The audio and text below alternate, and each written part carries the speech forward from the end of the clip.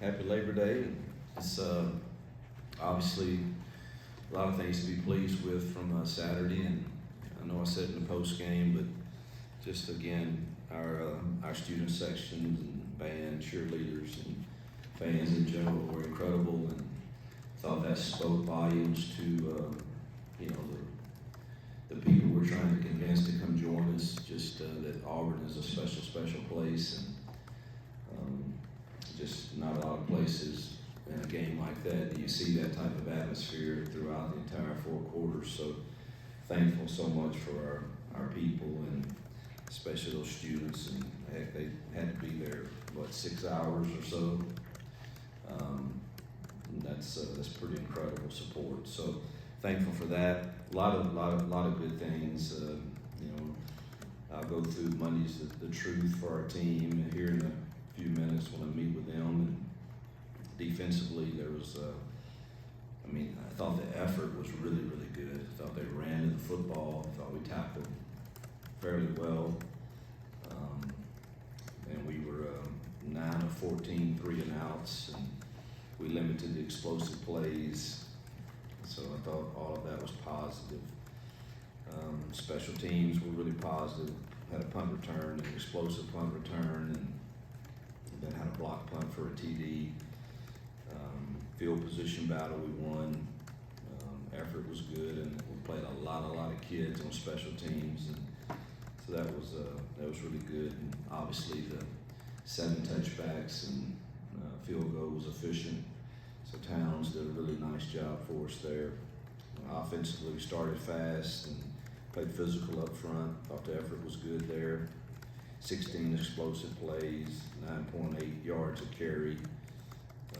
Only had 1 penalty on offense, and just thought that was, and our red zone scoring was really good. So a lot of positives to take from there. Obviously, we have some negatives too that I'm sure you'll ask me about, and we can go over. But it was a good film to watch for our first game.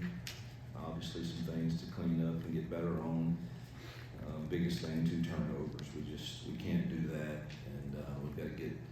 The ball has to be the priority. Start at the front row, the 3 on the front row. Coach, looking forward to Cal. How much of what you've seen on tape so far that you're worried about from last year? Or is your approach the same? Is this the same Cal team that you're facing? Defensively, it's the same. Justin Wilcox is one of the better defensive coordinators in the nation, has been for years, and Peter Sermon is with him, which both of those guys have been in Power 5 conferences for a long time and done a really nice job, and they did a great job against us last year. And so they have quite a few returners on that side, and both those defensive ends are really talented, 44 and 7. You got to have a plan for those guys. Linebackers are aggressive, play hard, and athletic in the secondary. So they certainly will they play us the same exact way they did last year? I don't know. But last year they were basically saying we're going to make you have to throw the football and win some one-on-ones, and we struggled to do that some. Now we turned it over. We had some really good runs in that game, but we turned it over way too many times in it. And, so we'll see. We've studied every game that they played from last year and yesterday for the most part. And this morning, they didn't do that the entire year, but that was their plan against us. And so we'll have to see. But I don't think it's going to be like it's not some mystery of what they're going to play. They're going to play some even front. They're going to get in some bear, and that's kind of who they've been. And they do a really nice job. They'll have a good plan, I'm sure, and it'll be a good challenge for us to see kind of where we are offensively. Now, for our defensive staff, it is totally new coordinator, tempo, spread, empty a lot. Just it's you have 1 game to go on with the new coordinator, but obviously we know where he came from, and that too, but it is, we're gonna have to get ready for tempo when they go fast, and it's, so that creates problems with communication, and we've got to make sure we're communicating very effectively, but it's, they are a new offense, it's different, big quarterback, strong, good arm, can throw it, so it'll be another challenge for us.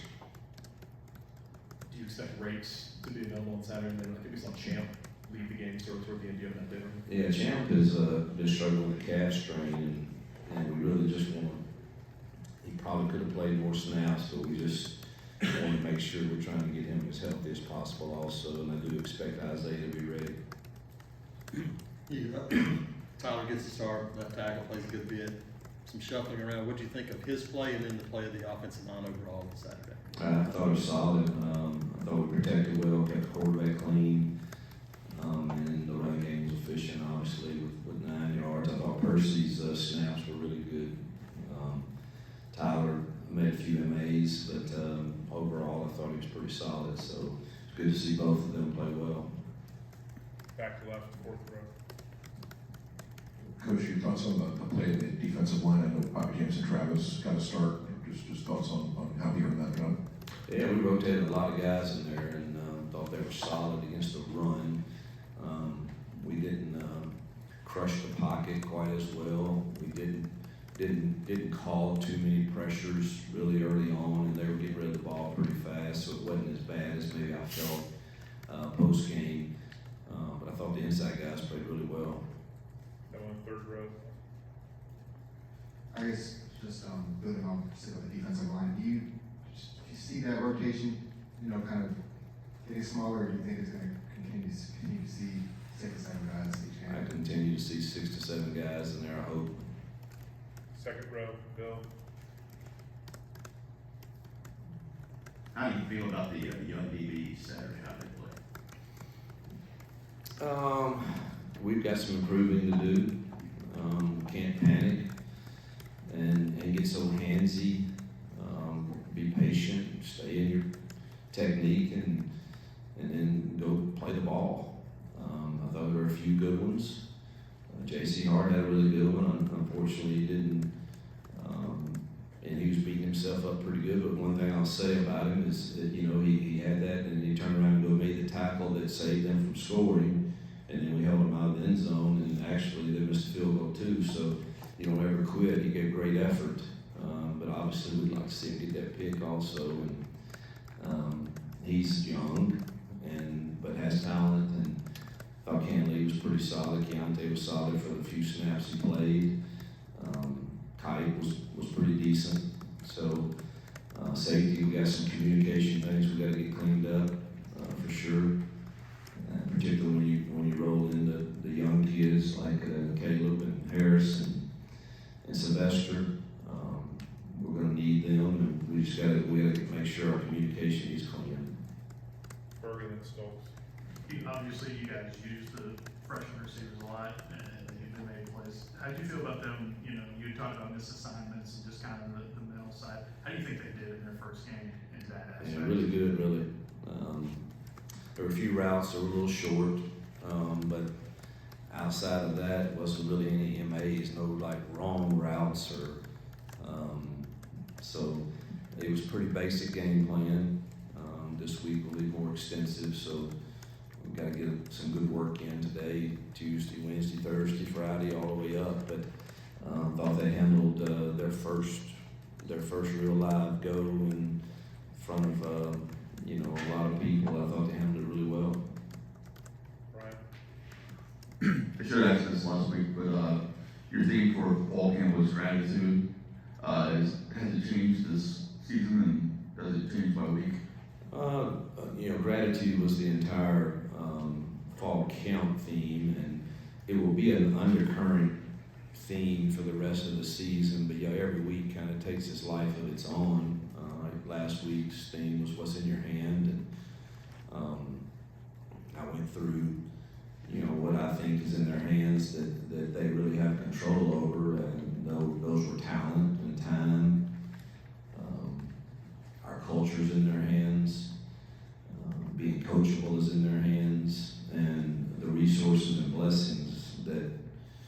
received from being at Auburn is in their hands. So those are 5 things that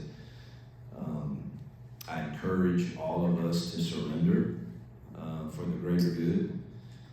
Yes, you're talented, but you have 0 chance at winning a game by yourself. And who cares if you don't get as many touches as you want? We won. We should celebrate together. You should celebrate for your teammates, and that's a constant battle with this idea of I need mine, and I get all of that. But great teams, truthfully, they surrender that to the greater good for the team.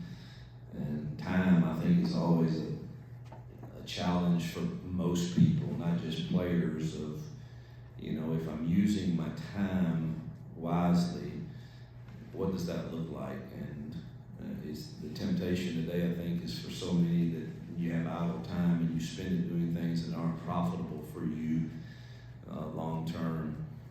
Obviously, the culture is in their hands, and I think the greatest thing we can do for each other in culture is have positive peer pressure that's created from within the locker room. And when you empower those players to have that, and they do it the right way, I think it's very, very uncomfortable to not be a part of that. Coachable, obviously, there it is. Can I coach you hard and you receive it and still know that I still care about you? And the resources, obviously, they're blessed with scholarships and some financial money and all of those things. And obviously, we want to give back, and we were able to last week. We have Auburn for Others, and we finally have it in Alabama, and many of them decided to give portions of their NIL along with resources that Jill and I provide for this to meet the needs of 13 families in the state of Alabama to help keep their children out of the foster care system. And that's something I'm really, really proud of our kids that said, Coach, I want to help and be a part of that. And I hope that continues to grow throughout the year as we continue to meet needs in the state of Alabama for the orphan and foster care systems. Second row, right? Coach, how do you feel like the capability of your offense was to score in such a multitude of ways? Does that impact your game planning going forward, knowing that you have options? I don't think there's any substitute for confidence. And if our kids believe in the game plan and believe that the plays that are going to get dialed up are solid, good calls, that our guys have a chance to win and make explosive plays like we did Saturday night, I think that's great. And we took a step in that direction. It's going to be more challenging as you move forward against, more equitable competition. And we're working hard this morning on trying to figure out what that looks like for us this week and what our young kids can handle. Because us coaches, we get in there and we got 1,000 things on the board that all look good, but that's impossible for that to all be a part of it. So I think that's the greatest challenge we have right now is let's hone in on the things that we know they can do and maybe present different pictures of how we get there. And hopefully that'll continue to grow confidence in that, and we can add more and more as we move forward. Third row, right? Coach, there were a few times on Saturday where even after good plays, you were on Peyton pretty hard, and you talked about it a little bit Saturday night about just seeing things differently, especially against better competition. Have you had a chance to talk to him yet about any of those things? And if you haven't, what are you going to tell him? Oh yeah, I talked to him right after the play on the sidelines. But and now we got those iPads over there where I can, or Jesse, if I'm busy, or if there's a timeout, I go and say, "Do you see what I see?" And Peyton can take the hard coaching. I wish the camera wasn't on me all the time. My wife got on me about one of those, but it was a third down play that I know how critical those downs are in coming weeks, and I I expect him to get those right, and I think that's a positive that he should take. Is if I didn't believe he should get those right, I wouldn't be quite as upset. But I expect him to get that right 95% of the time on certain things that I was upset with the other night. And, I was only really upset one time. I was frustrated a few others on, and he still made good throws and made a touchdown or whatever, but he didn't get himself protected like he's supposed to. And I don't want him taking unnecessary hits. And I made it clear I believe in him. And with that, though, comes the expectation that if I know we have thoroughly discussed something, then the expectation is you get that right. He handles that fine. Come on the back, TV. Hey, Coach, just wanted to get your overall thoughts on the performance of Hank Brown, and obviously when the competition steps up, if he is thrusted into the starting position, do you have confidence that the offense is capable of paying that? I'm confident in him. The guy's a gamer. I think he was 3 of 5 and with one drop right in the hands, so he should have been 4 for 5. And when the RPO was supposed to be thrown, he threw it. When it was supposed to be handed off, he handed it off. You know, we weren't calling a plethora of things at that point, but the things that got called, he was 100% on execution. So confident. Holden missed one. Other than that, he executed well. So I'm confident. Stand back. Coach, obviously similar position to last year, a big win at the end of this Cal game. Offense take a step back in that game. Does this feel like a moment, especially for that unit, to show the difference from last year to this year? And you spoke about confidence earlier. Where's that confidence with this unit, especially winning those 20 points? Well, they're really confident right now, I'm sure. After Saturday, we'll see. I think your initial statement is exactly accurate, and I will run from that. That here's your chance, you know, our chance, not just them, us too as coaches, but here's our chance to prove we can be a fundamentally efficient scoring machine, and against who I think plays really good defensive football. So it'll be a really good test for us. Stand front row left, Phil. You have been a head coach twice in the SEC and twice in the Group 5. Could you just talk about the difference in those two levels as far as as a head coach? Game plan is the same, other than at this level, they're bigger and faster. And it made, you know, like, we better have a plan for 44-7. You know, that may not be the case in every group of 5 that you play, but I don't think there's much difference really in the game planning, the play calling, the fronts. I mean, there's only so many defenses you can run, so many offenses you can face, and I think coaches are all good. There's good coaches at every level that have their kids prepared. It's just you get in this league and it's bigger and faster and stronger, and you got to make sure your calls make sense with matchups, particularly in critical downs. About the recruiting part of it. Well, recruiting's a beast. Yeah, totally different. Yeah, I mean that's the biggest difference. You just nailed it. Recruiting is it is a non-stop, never-ending battle in this league. Even if you have great commitments like we do, it's just it's a battle. It's not near the same at a group of 5 with that for sure. Take a few follow-ups on the front row here, Mike. Coach, you said repeatedly in the fall that at some point the tape has to become the resume. After looking at the tape from Saturday, did any guys take any steps? I know Malcolm started. Did he do well enough to maybe earn the start versus Cal, or what other guys stood out? Yeah, I want to say this again about starting. I don't care. I don't care if it's Malcolm that started. If he started because we had a specific play, Robert probably is going to start most games. because of the experience but it literally is a free rotation between Robert, Malcolm, and Sam at that slot position, and rotating those outside guys between Perry and Dre and Cam and Camden and Caleb. We feel confident. So I don't want any of them playing tired. If they have to run a streak route and it's an incomplete pass or something, they shouldn't be in there the next play. So it's really, I'm not as caught up on who's running out there first. Malcolm did it because, again, we felt like his skill set was best for that play. And but that doesn't mean that I deem him in a role over Robert or over Sam. I'm sorry, Coach, is that the same for the rotation on the offensive line with the stuff you said you were trying to figure out there? No, O-line is quite different than receivers.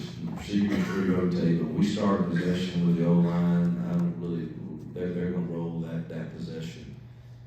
And do I want to keep them fresh? Yes, and rotate some bodies, but that's kind of pre-planned. Like, hey, the third series we're going to do these subs. It's not quite like the receivers where play in, play out. You can have a different guy out there.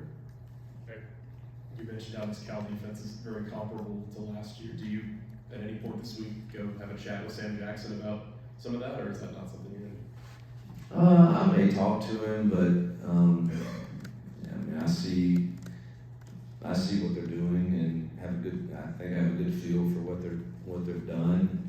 You don't know exactly when they're going to do it, but I know when we put 12 personnel out there, this is kind of, defensive guys don't change too much as far as this is how you treat 12 personnel as opposed to 11 personnel or 10 personnel, and now your fronts can be quite different, but I don't know that Sam would have an idea of when they're going to get in the bare front or when they're going to get in an even front, but I'm sure that probably our defensive guys would talk to more than I would. Take two more, Jason, and then Burke.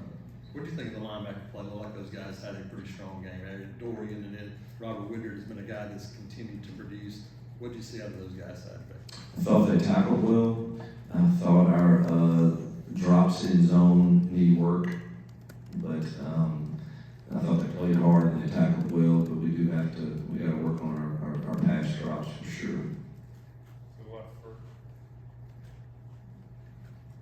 Keontae almost has that punt return, stepped out of bounds.